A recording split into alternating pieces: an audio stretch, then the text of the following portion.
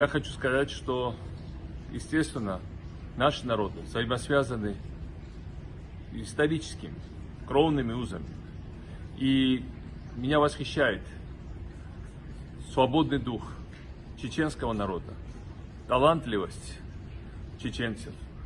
Мы никогда не забудем, что в самые важные моменты нашей истории чеченцы проявляли солидарность по отношению к грузинскому народу. Не забудем и то, что первый президент Грузии был в Чечне и был принят чеченским народом.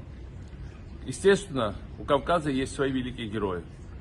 Байсангур, Джохар Дудаев, много чеченских бойцов, которые сражались за свободу, за счастье собственного народа и всего Кавказа.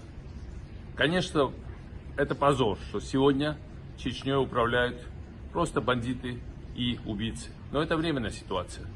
Чеченский народ вернет себе свободу и будет очень успешным. Мы будем всегда дружить, и всегда все свободолюбивые, настоящие патриотические грузины будут любить и уважать чеченцев.